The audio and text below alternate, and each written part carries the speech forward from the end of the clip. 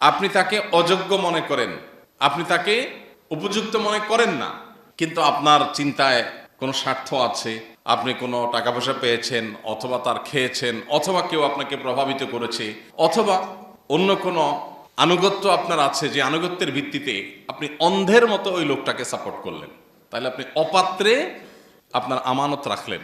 অপাত্রে যদি আমানত রাখেন তাহলে এটাকেই বলা হয় জুলুম, এবং এটা কিন্তু আল্লাহ তাআলার কাছে সবচেয়ে ভয়াবহ অপরাধগুলোর একটা। আর জুলমু যুলুমাতুন ইয়াউমাল কিয়ামা, নবীজি বলেছেন কিয়ামতের দিন দুনিয়ার জুলুম বহুমুখী অন্ধকার হয়ে আসবে। একটা ভোট জেনে শুনে অপাত্রে ভুল জায়গায়, কয়টা টাকার বিনিময়ে, কিংবা সামান্য হীন স্বার্থকে ঘিরে, কিংবা আপনি ইচ্ছাকৃত হোক অথবা কোনো স্বার্থের কারণে হোক, আপনি যদি ভুল জায়গায় প্রয়োগ করেন তাহলে আপনি জুলুম করলেন। এই একটা জুলুম কিয়ামতের দিন আপনার কাছে বহুমুখী অন্ধকার হয়ে উপস্থাপিত হতে পারে। সম্মানিত মুসল্লিয়ানে কেরাম, সামনে জাতীয় নির্বাচন। দেশের সর্বস্তরে প্রত্যেকটা মানুষের মাথায়, মনে, মগজে নির্বাচন ঘিরে নানা জল্পনা কল্পনা, শঙ্কা, আশা, ভাবনা। বিশেষ করে বাংলাদেশের মতো যে সমস্ত দেশে বা সমাজে সর্বস্তরের সাধারণ মানুষ দেশের কল্যাণ চায়, ভালো চায়, মঙ্গল চায়, কিন্তু তেমন কোনো ভূমিকা রাখবার সুযোগ থাকে না, সেই মানুষগুলোর কাছে নির্বাচনই হলো একমাত্র ভূমিকা, যেখানে তার কিছুটা মতামত দেওয়ার, মতামত প্রকাশ করবার, রাষ্ট্র পরিচালনার সিদ্ধান্ত গ্রহণ করবার ক্ষেত্রে রাখবার সুযোগ আছে। এজন্য নির্বাচনকে ঘিরে এত উৎসব, এত উৎসাহ, এত আগ্রহ, যে মানুষের আর তো কিছু করার নাই, অন্তত এখানে কিছু করবার চেষ্টা সাধারণ মানুষ করে। গণতান্ত্রিক সমাজে এই নির্বাচন অত্যন্ত গুরুত্বপূর্ণ। যদিও সংখ্যাগরিষ্ঠ মানুষ এদেশের মুসলমান, আর ইসলাম নেতা নির্বাচন করার ক্ষেত্রে গণতান্ত্রিক এই প্রক্রিয়াকে ঠিক এইভাবে সমর্থন করে না। ইসলাম মানুষকে, মানুষের মতামতকে, গোনার চাইতে মতামতকে ব্যক্তিভেদে মূল্যায়ন করবার মতে বিশ্বাস করে। আমরা যদি দেখি নবী করিম সাল্লাল্লাহু আলাইহি সাল্লামের ওয়াফাতের পর, তখন মুসলিম রাষ্ট্র মদিনাকে কেন্দ্র করে যেটা গড়ে উঠেছিল, সেটার খলিফা নির্বাচন করার ক্ষেত্রে কি প্রক্রিয়া অবলম্বন করা হয়েছিল, এবং তারপর আরও তিনজন খলিফা, তাদেরকে নির্বাচন করার ক্ষেত্রে কি কি প্রক্রিয়া অবলম্বন করা হয়েছিল, আমরা কোরআন এবং হাদিস, ইসলামের ইতিহাস ঘাটলে সেগুলো বিস্তারিত জানতে পারবো। শুধু একটি কথা বলেই আমরা এ বিষয়ের ইতি টেনে আমাদের মূল প্রসঙ্গে ফিরে যাব। সেটি হলো, গণতান্ত্রিক সমাজে বা গণতন্ত্রের এই পদ্ধতিতে, এই সিস্টেমে মানুষের মতামত গণনা করা হয়। অর্থাৎ একজন বিশ্ববিদ্যালয়ের শিক্ষক, তার মতামত আর একজন একেবারে খেটে খাওয়া দিনমজুর কিংবা শিক্ষাবঞ্চিত মানুষের মতামতের ভ্যালু এক। একজন বিশ্ববিদ্যালয়ের প্রফেসর পলিটিক্যাল সায়েন্স পড়ান, দেশের অনেক গুরুত্বপূর্ণ কোর জিনিসগুলো জানেন, বুঝেন। এই লেভেলের একজন মানুষ, একজন বুদ্ধিজীবী, একজন বিচক্ষণ, একজন দূরদর্শী, একজন জ্ঞানী, তার ভোটের যে মূল্য, একেবারে সাধারণ কোনো মানুষ, যিনি হয়তো শিক্ষাবঞ্চিত, যিনি হয়তো অনেক কিছু বোঝেনও না, তার ভোটের মূল্য সমান। একজনের বয়স মাত্র 18 বা 19, আরেকজন অনেক অভিজ্ঞ, অনেক পোড় খাওয়া, অনেক বিচক্ষণ, অনেক দূরদর্শী, অনেক কিছু দেখার সুযোগ হয়েছে, বোঝার সুযোগ হয়েছে। এই দুজনের ভোটে গণতান্ত্রিক সিস্টেমে কোনো পার্থক্য নাই। অর্থাৎ ভোট গণা হবে, কে দিয়েছে এটা গুরুত্বপূর্ণ না। এখন 10 জন সাধারণ মানুষের মতামত, কোনো কোনো ক্ষেত্রে একজন এক্সপার্টের মতামত ওই 10 জনের চাইতে গুরুত্বপূর্ণ হতে পারে কি পারে না। আমরা ইসলামের ইতিহাসে নবী করিম সাল্লাল্লাহু আলাইহি সাল্লামের ওয়াফাতের পর খলিফা নির্বাচনের সময় লক্ষ্য করেছি যে এখানে ভোট মূল্যায়ন করা হয়েছে, ভোটের কোয়ালিটি বিবেচনা করা হয়েছে, শুধু কোয়ান্টিটি না। গণতান্ত্রিক সমাজে ভোট শুধু কোয়ান্টিটি বিবেচনা করা হয়, কোয়ালিটির কোনো ভ্যালু এখানে নাই। এটা একটা পার্থক্য।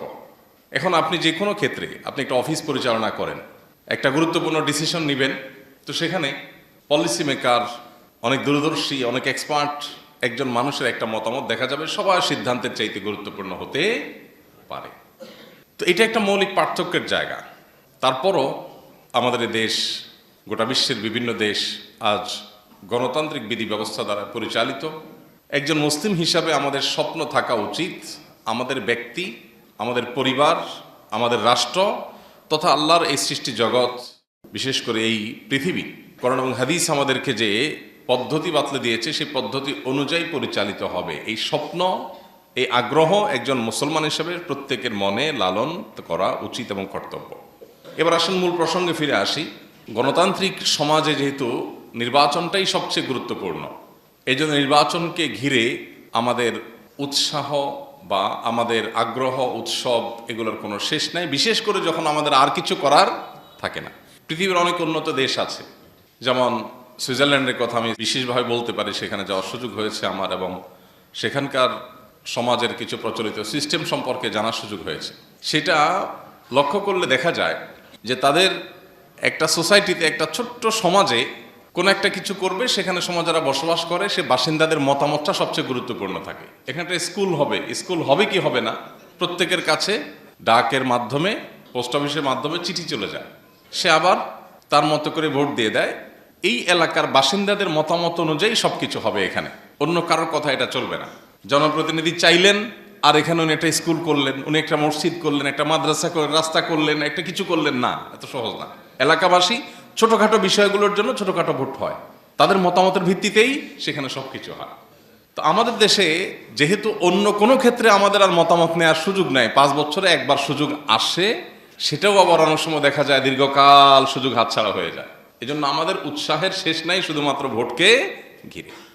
এক্ষেত্রে সারা বিশ্বের ওলামায়ে কেরামের মূল্যায়ন হলো, অবজারভেশন হলো, যে সমাজ, যে রাষ্ট্র গণতান্ত্রিক সমাজ, যেখানে গণতন্ত্র প্রচলিত আছে, বিকল্প কোনো কিছু নেই, সেখানে যদি কোনো নির্বাচনে কোনো ভোটার তিনি যদি কোনো ভোট দেওয়া থেকে বিরত থাকেন এবং এর ফলে অন্তত একটা মন্দ মানুষ, একটা খারাপ মানুষ নির্বাচিত হওয়ার সুযোগ তৈরি হয়, তাহলে সেক্ষেত্রে এটা সন্দেহাতীতভাবে একটা ভুল সিদ্ধান্ত। অনেকেই আছেন যারা মনে করেন যে আমি তো গণতান্ত্রিক এই প্রক্রিয়াটাকেই পছন্দ করি না, সো আমি ভোট দিলাম না। এই দৃষ্টিভঙ্গি অনেকেই লালন করেন, তাদের প্রতি যথেষ্ট শ্রদ্ধা রেখে বলছি। সৌদি আরবের সর্বোচ্চ ওলামায়ে কেরামের অন্যতম ছিলেন শেখ মোহাম্মদ সালেহ আল উসাইমিন রাহিমাহুল্লাহ, সমকালীন বিশ্বের সবচেয়ে বড় স্কলারদের একজন গণ্য করা হয়।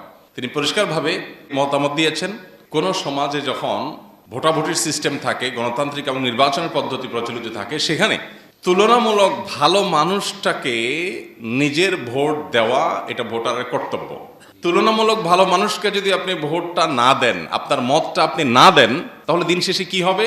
দিন শেষে এই ন্যারেটিভ, এই মতামতের ভিত্তিতে যে ন্যারেটিভ বিল্ড হয়, যে ন্যারেটিভ প্রতিষ্ঠিত হয়, সেটা অন্যায় সমাজের মধ্যে ঝেঁকে বসার ক্ষেত্রে আরো বেশি সহায়ক হবে। দিন শেষে খারাপ মানুষরা বলবে, কই এই যে এত % ভোট পাওয়া গেছে, অতএব মানুষ তো এটাই চায়, বোঝা যাচ্ছে। আপনি যে কি চান সেটা তো আপনি বোঝাবার কোনো সুযোগ তৈরি করেন নাই। আপনি একজন সৎ, একজন ভালো মানুষকে ভোট দিতে গিয়ে যদি আপনার মনে হয় লোকটা জিতবে না, তাও আপনার কিছু আসে যায় না, তাকে জেতানো আপনার দায়িত্ব না। আপনার দায়িত্ব হলো সঠিক জায়গায় সঠিক সিদ্ধান্তটা দেওয়া। সঠিক জায়গায় সঠিক সিদ্ধান্তটা যদি আপনি দেন, আল্লাহর কাছে আপনার দায় থাকলো না, এবং সেই সাথে আপনি যেই মতকে বিশ্বাস করেন সঠিক বলে, সেই মতের পক্ষে একটা মতামত কাউন্ট হয়ে গেল। এটা ওই মতের পক্ষে ন্যারেটিভ বিল্ড করার ক্ষেত্রে এক পদক্ষেপ হলো, এক পা হলো আগাবে। আর যদি আপনি বিরত থাকেন, তাহলে এখানে ভালো এবং মন্দের যে প্রতিযোগিতা, যোগ্য এবং অযোগ্যের যে কম্পিটিশন, এই কম্পিটিশনে আপনার কোনো ভ্যালু অ্যাড করা গেল না, ফলে মন্দের পাল্লা ভারী হওয়ার আশঙ্কা থাকবে। আল্লাহ রাব্বুল আলামিন কোরআনে কারিমে আমাদেরকে আমানতের ব্যাপারে সচেতন করেছেন। একজন ইমানদার তিনি আমানতদার হতে হবে। এই ভোটকে এক প্রকার মতামত গ্রহণ করা, পরামর্শ চাওয়ার মতো বিষয় হিসেবে তুলনা করা যায়। আর যখন কেউ পরামর্শ চায় আপনার কাছে যে আপনি মতামত দেন, তখন কিন্তু এটা আপনার কাছে আমানত হয়ে যায়। নবী করিম সাল্লাল্লাহু আলাইহি সাল্লাম বলেছেন, আল মুস্তাশার মু'তামান, যার কাছে পরামর্শ চাওয়া হয় এই লোকটা আমানত এর দায়িত্ব বহন করছে, বোঝা বহন করছে। আপনাকে বলা হলো যে আপনি মতামত দেন, যখনই আপনার কাছে মতামত চাওয়া হলো, তখনই আপনার উপর আমানত এসে জেকে বসেছে।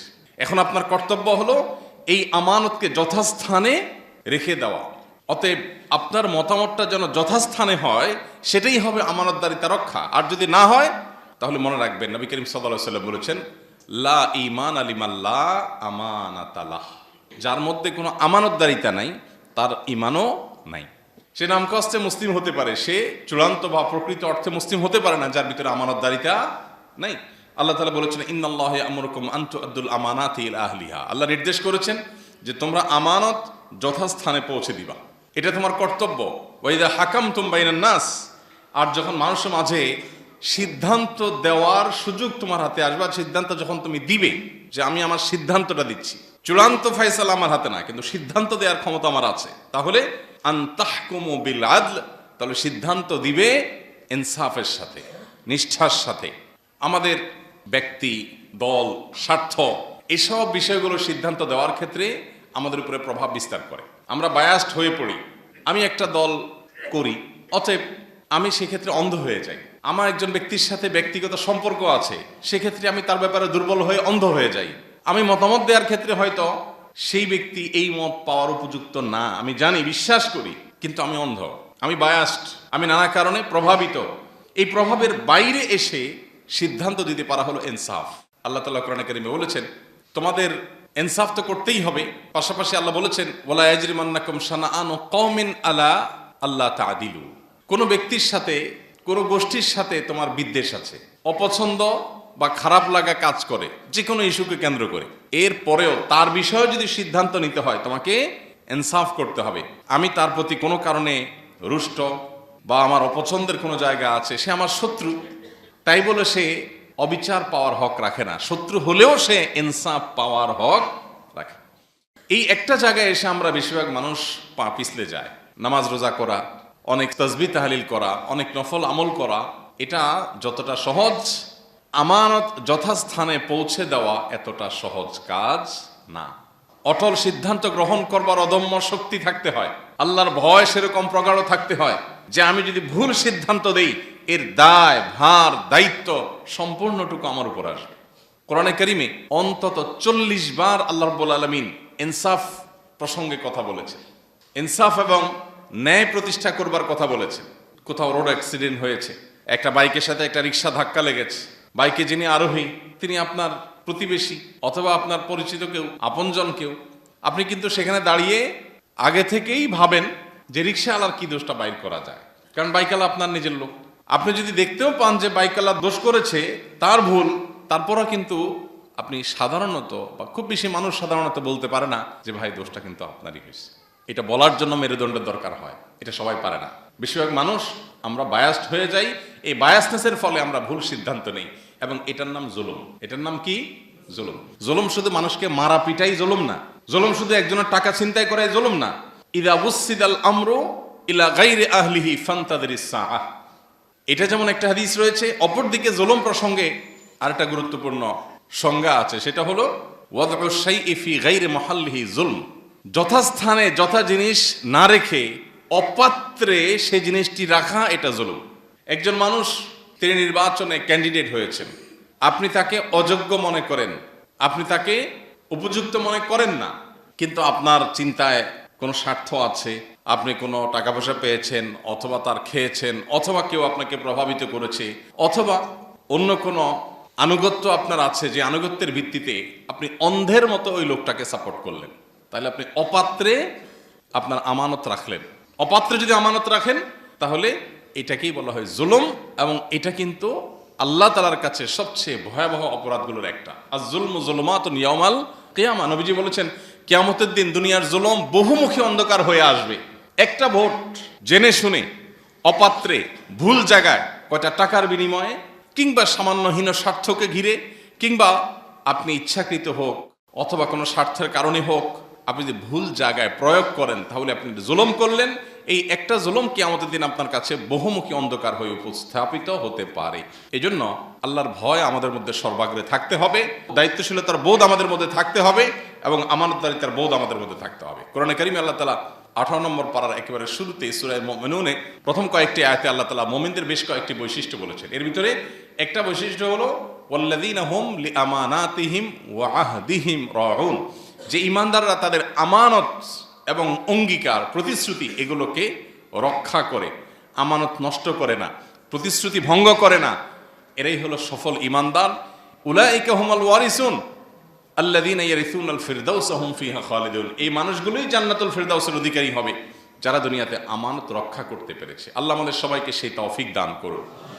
প্রিয় ভাইরা আমার, এই জায়গাটাতে এসে আমরা যেন কোনো ভুল কাজ না করি। আমি আবারও বলছি, অনেক ওলামা একরাম আছেন যারা গণতান্ত্রিক এই প্রক্রিয়ার সাথে একমত না হওয়ার কারণে অথবা ইসলামের দৃষ্টিকোণ থেকে গণতন্ত্র বা গণতান্ত্রিক সমাজ যেভাবে পরিচালিত হয় সেটার সাথে কোরআন এবং হাদিসের সব অনেক ক্ষেত্রে মৌলিক অনেকগুলো ক্ষেত্রে বিরোধ থাকার কারণে অনেকেই ভোট দেওয়ার ব্যাপারে অনুমোদন দেন না, মনে করেন যে না, ভোট থেকে বিরত থাকার মধ্যেই কল্যাণ।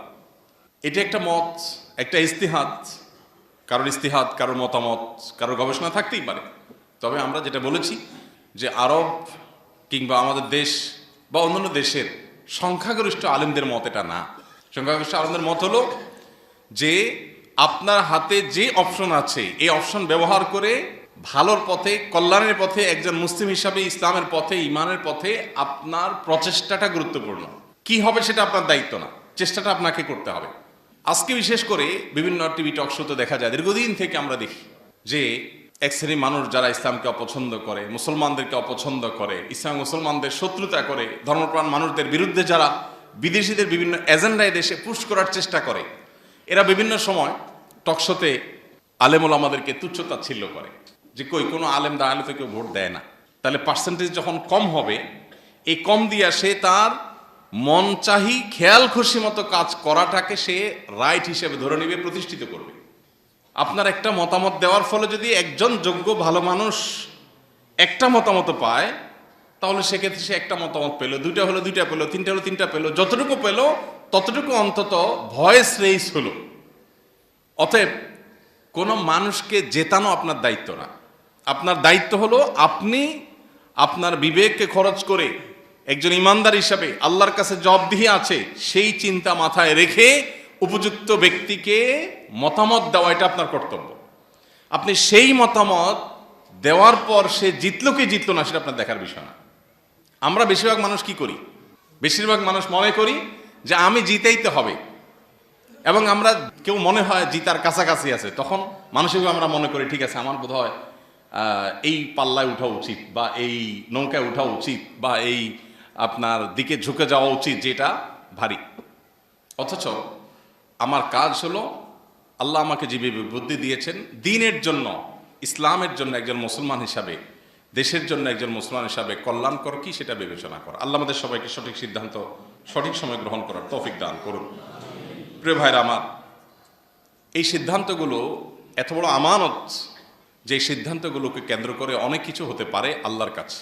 একটা প্রশ্ন আমাদের কাছে প্রায় সময় আসে, সেটা হলো আমি একজন ক্যান্ডিডেটকে ভোট দিলাম, সেটা যে কোনো ক্ষেত্রে হোক, জাতীয় নির্বাচন হোক, স্থানীয় নির্বাচন হোক, অথবা অন্য কোনো নির্বাচন হোক, আমি কোথাও মতামত দেওয়ার সুযোগ পেলাম, আমাকে বললো তুমি মতামত দাও, আমি আমার মত দিলাম, বাট আমার মত নিয়ে সে নির্বাচিত হয়ে কোনো খারাপ কাজ করলো, এর দায় কার উপরে বর্তাবে? অনেক বড় একটা প্রশ্ন। তো এটার উত্তর হলো, একটা হলো যে একজন মানুষের ব্যক্তিগত ভুল বিচ্ছুতি, একান্তই ব্যক্তিগত, যেটা আগে থেকে কোনো আগাম ধারণা করার সুযোগ নেই। এটা লোকটা গুনাহে লিপ্ত হয়েছে, এটা খারাপ কাজ করেছে, তো এটার দায় তার। আল্লাহ কোরআনে কারিমে বেশ অনেক জায়গা বলেছেন, ও আল্লাহ তাজিরু ওয়াজরাতুন উজরা উখরা, কোনো ব্যক্তি আরেকজনের পাপের বোঝা বহন করবে না। সে পাপ করছে, তার পাপ তাকে পাবে। তবে আল্লাহ তাআলা সূরা মায়েদার একেবারে শুরুতে এও বলেছেন, ওয়া তাআওয়ানু আলাল বিররি ওয়াত তাকওয়া ওয়া লা তাআওয়ানু আলাল ইসমি ওয়াল উদওয়ান। পাপ এবং সীমালঙ্ঘন হবে তুমি জানো। কোনো ব্যক্তি সে হয়তো মাদক গ্রহণ করে, কোনো ব্যক্তি সে ফাসেক, তার ভিতরে আল্লাহর ভয় নাই, সে হয়তো ভালো করে নামাজটাও পড়ে না, সে হয়তো দ্বীন ইসলামের কোনো বালাই তার মধ্যে নাই, সে হয়তো আল্লাহ ভীরু না হওয়ার কারণে, মুত্তাকি না হওয়ার কারণে, ভালো মুসলিম, ভালো সৎ মানুষ না হওয়ার কারণে সে হয়তো নানান পাপাচারে লিপ্ত হবে, খুন খারাপি করবে, মাস্তানি করবে, অনেক অন্যায় কাজ করবে, অনাচার করবে, দখলদারিত্ব করবে, এই টাইপের মানুষ সে, আপনি জানেন। এরপরে যদি আপনি সেখানে ভোট দেন, কেন? দলীয় আনুগত্য কিংবা আপনার অন্য কোনো স্বার্থের কারণে, তাহলে যদি আপনার এই ভোটের পর এই লোক নির্বাচিত হয়ে অন্যায় কাজ করে, তাহলে তার একটা ভাগ আপনাকে বহন করতেই হবে। ধরলেন না, খাইলেন না, ছুঁইলেন না, কিন্তু পাপের বোঝা আপনাকে ঠিকই নিতে হবে। নিজের বিবেকের কাছে আপনি দংশিত হতে থাকবেন কিয়ামতের শাস্তিতে পরের কথা। তো এই জন্য এই জায়গাটাতে একজন ইমানদার মানুষ হিসাবে আমানতদারিতা রক্ষা করাটা খুবই গুরুত্বপূর্ণ। আমাদের দেশে ভোট কেনা বেচার যে কালচার আছে, গ্রামে গঞ্জে শহরে বিভিন্ন ক্ষেত্রে, এই কালচার জঘন্য এবং ভয়াবহতম কালচার। এটার বিরুদ্ধে আমাদের সামাজিক প্রতিরোধ গড়ে তোলা দরকার। টাকা দিয়ে কেউ যেন অন্তত কোনো মানুষের মতামত কিনতে না পারে। প্রচলিত আইনে যেরকম নিষিদ্ধ, একইভাবে শরিয়ার দৃষ্টিকোণ থেকে এটা এত বড় জঘন্য অপরাধ। একটা মানুষ আমানতের খেয়ানত করলো, এটা একটা অপরাধ। আবার মতামত দিতে গিয়ে ঘুষ গ্রহণ করলো, এটা কিন্তু ঘুষ।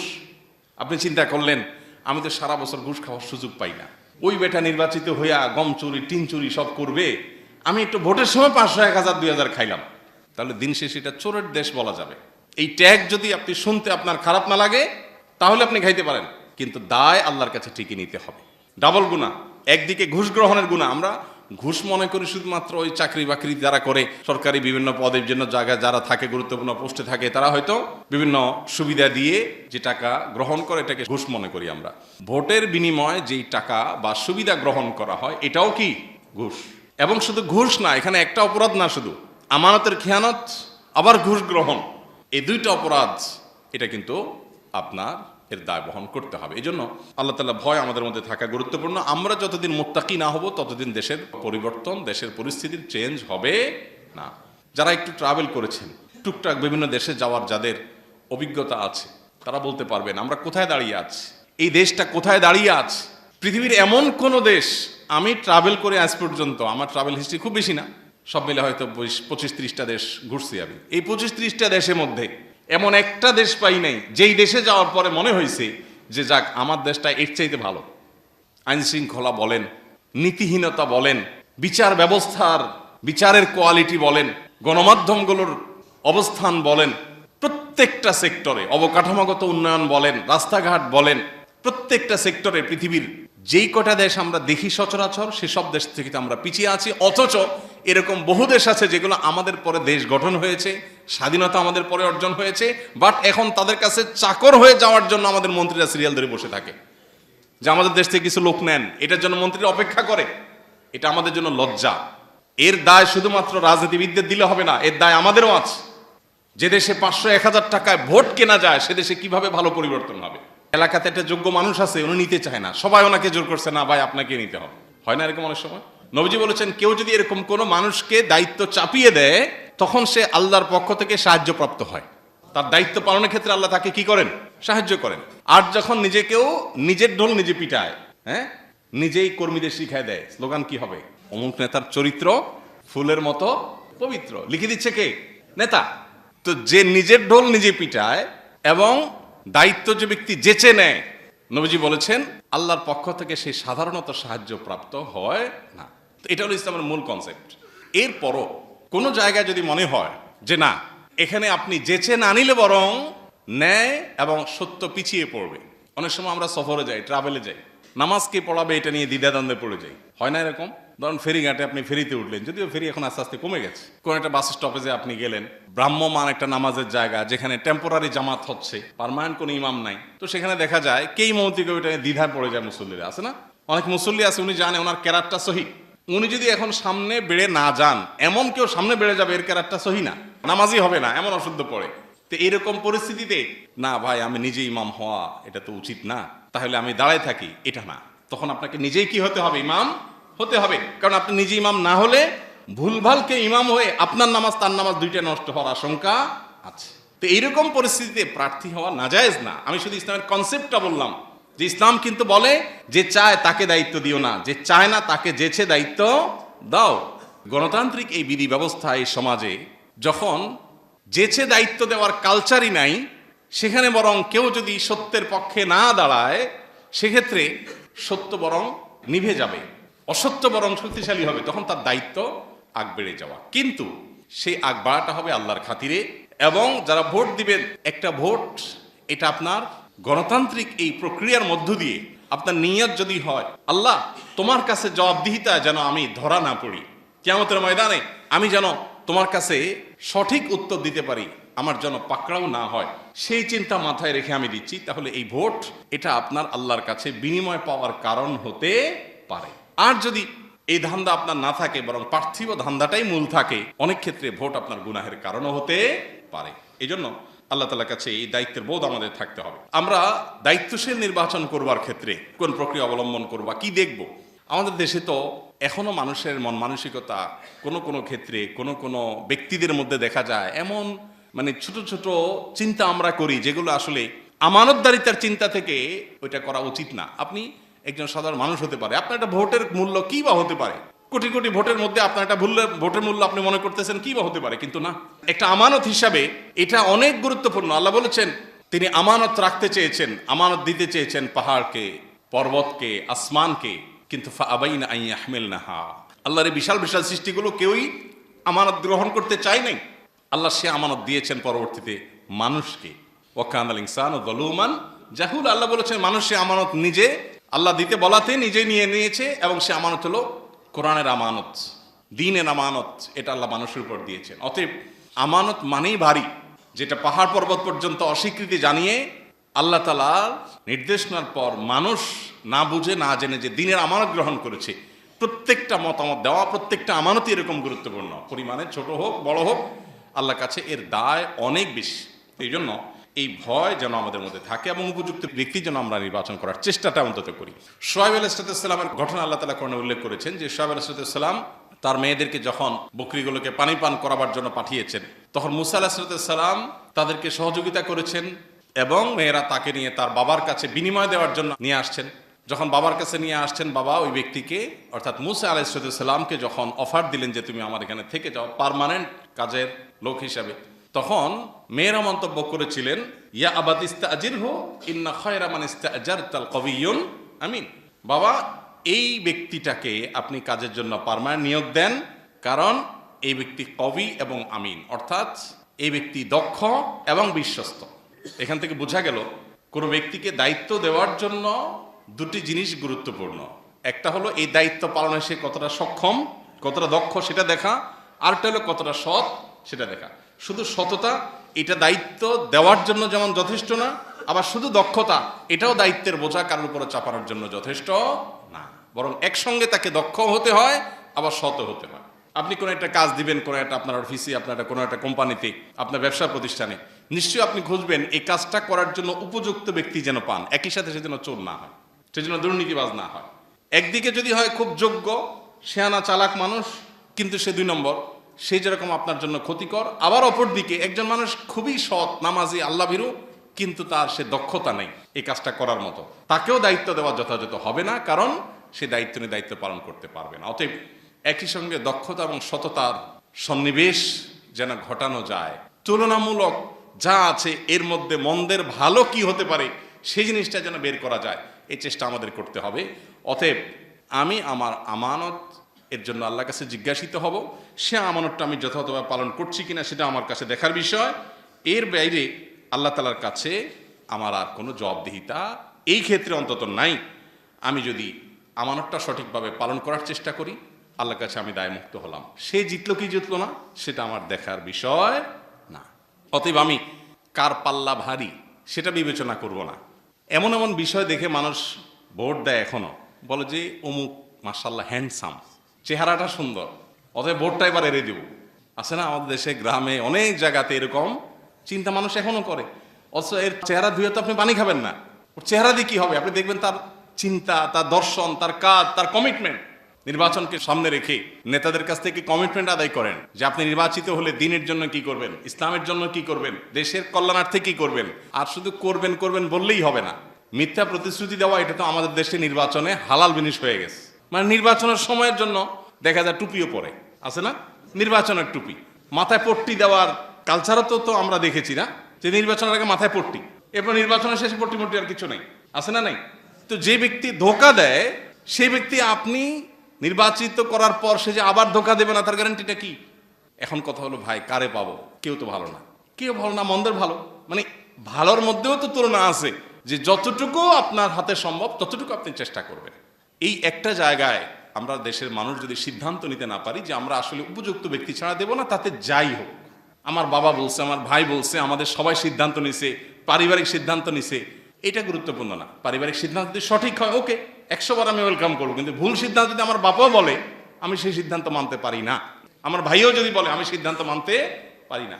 অতএব এই একটা বিষয় আমাদের খুব বেশি দায়িত্বশীলতা, খুব বেশি সচেতনতার বিষয় আছে। আল্লাহ তাআলা আমাদেরকে বোঝার তৌফিক দান করুন। এবং সেই সাথে আমি আপনাদের কাছে উদাত্ত আহ্বান রাখতে চাই, আপনাদের দোয়াগুলোতে যখনই দোয়া করবেন, নিজের জন্য, ফ্যামিলির জন্য যখন দোয়া করবেন, এই অভাগা দেশটার জন্য আলাদা করে একটু আল্লাহর কাছে কথা বলবেন, আল্লাহর কাছে একটু চাইবেন, কারণ এই দেশটাতে এই 50টা বছর পরও এখনো বিশুদ্ধ একটু পানি পান করার মতো ব্যবস্থা এখনো হয়নি, যে নিশ্চিন্তে চোখ বন্ধ করে আপনি পানি পানের বোতল থেকে পানি পান করতে পারবেন, এই গ্যারান্টিটা নাই। একটা খাবার নিশ্চিন্তে খাবেন, সেখানে বিষ নাই, ফরমালিন নাই, ক্ষতিকর কিছু নাই, ক্যান্সারের কারণ হবে না, এই গ্যারান্টি দেওয়ার মতো একটা খাবার এদেশে আজ পর্যন্ত হয় না। রাস্তাঘাট বাদ দেন, কলকারখানা বাদ দেন, অন্যান্য ডেভেলপমেন্ট বাদ দেন।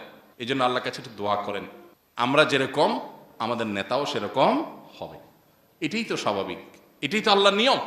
আল্লাহ বলেছেন, ইন্নাল্লাহা লা ইউগাইয়িরু মা বিকওমিন হাত্তা ইউগাইয়িরু মা বিআনফুসিহিম। কোন জাতির পরিবর্তন আল্লাহ করেন না যতক্ষণ পর্যন্ত ওই জাতি ভিতর থেকে তারা নিজেরা পরিবর্তন না হয়। আপনি নিজে চান্স পেলে 2 নম্বরই করবেন বা করেন, কিন্তু আপনি চান আপনার নেতার চরিত্রটা ফুলের মতো পবিত্র হবে, জীবনও সম্ভব না। এই জন্য আমাদের ভেতর থেকে নিজেদের আত্মশুদ্ধি প্রয়োজন, পরিবর্তন করার প্রয়োজন। এবং সেই সাথে আমি যেটা বলছিলাম, আল্লাহর কাছে দোয়া করবেন, আল্লাহ আপনি আমাদের জন্য কল্যাণের ফয়সালা করুন। এই দেশে মানুষের চিন্তাধারার বিরুদ্ধে পশ্চিমাদের বিভিন্ন চিন্তাধারা চাপিয়ে দেওয়া, পুশ করা, শিক্ষার নামে, সংস্কৃতির নামে, গণমাধ্যমের লেবেল লাগিয়ে নানাভাবে পুশ করার চেষ্টা এই দেশে হয়েছে, হচ্ছে। আমরা যেন নিজের পায়ে নিজে দাঁড়াতে পারি, আমরা যেন অন্যের আর ক্রীড়ানক না হই। সামান্য একটু লোন দিয়ে, 10টা 20টা শর্ত দিয়ে আমাদেরকে তাদের চিন্তাধারাগুলো বহন করতে, ধারণ করতে বাধ্য করা হয়। এই গোলামি, এই দাসত্ব আর কতকাল? আমরা যেন শক্তিশালী একটি দেশ হিসাবে, একটা উম্মাহ হিসাবে, বলিষ্ঠ হিসাবে দাঁড়াতে পারি। আল্লাহ আপনি আমাদের জন্য সেই তৌফিক নসিব করুন। আমরা সে দোয়া রব্বের কাছে যেমন করব, নিজেরা পরিশুদ্ধ হওয়ার চেষ্টা করব, এবং সেই সাথে আমাদের প্রচেষ্টা থাকবে আমার আমানত যথাযথভাবে আমি প্রয়োগ করব। রব্বে করিম আমাদের সবাইকে সেই তৌফিক দান করুন। এদেশে মানুষের জন্য আল্লাহ তাআলা কল্যাণের ফয়সালা করে দিন। আমাদের জন্য কোনটা ভালো হবে আল্লাহ তুমি জানো, তুমি আমাদেরকে সেই পথ দেখাও, সেই পথটা আমাদের জন্য তুমি নির্বাচন করে দাও। আর এদেশে মানুষের ভাগ্য নিয়ে, এদেশে মানুষের কর্ম নিয়ে, এদেশের মানুষকে নিয়ে, এই দেশকে নিয়ে আর ছিনিমেনে খেলার সুযোগ যেন কেউ না পায় আল্লাহ। আর কতকাল আমরা এই কীটপতঙ্গের মতো, পোকামাকড়ের মতো, আর এই ভাসমান ময়লা আবর্জনার মতো, খড়কুটোর মতো এই জাতি কতকাল আর ভাসবে এই পৃথিবীতে? কবে আমাদের সে আর্থিক স্বাবলম্বিতা হবে? কবে আমাদের সে কূটনৈতিক শক্তি দাঁড়াবে? সেদিন দেখেছি পৃথিবীর দুর্বল পাসপোর্টের তালিকায় খুব কাছাকাছি সিরিয়ালে কত যেন প্রথম 10 না প্রথম 7-এর ভিতরে একদম প্রথম দিকে বাংলাদেশের পাসপোর্ট। তো এই যে দুরবস্থা আমাদের, এই দুরবস্থা তো একদিক থেকে না। স্বাস্থ্য খাতে আপনি দেখেন, ডেঙ্গুতে মানুষ মরে সাফ হয়ে যাচ্ছে, খবরও নাই, পত্রিকাগুলোতেও তেমন কোনো নিউজ নেই। একের পর এক মানুষ সাফার করছে, তেমন কোনো পরিবর্তন নাই। এই জন্য আমরা আল্লাহ তাআলার কাছে সবাই গণ ইস্তেগফার করতে হবে, আল্লাহর দিকে ধাবিতে হবে, নিজেদেরকে পরিশুদ্ধ করতে হবে, আমানতকে সঠিকভাবে আদায় করতে হবে। 3 কাজ, আল্লাহর কাছে দোয়া, নিজেরা পরিশুদ্ধ হওয়ার সিদ্ধান্ত গ্রহণ করা যে আমি কোনো অন্যায় পারতপক্ষে করব না যদি আমার সুযোগ আসে। আমি যখন সৎ হব আল্লাহ আমাকে সৎ লোক দিবেন। আর 3য় কাজ হবে আমানত হিসাবে মতামত দেওয়ার সুযোগ যখন আমার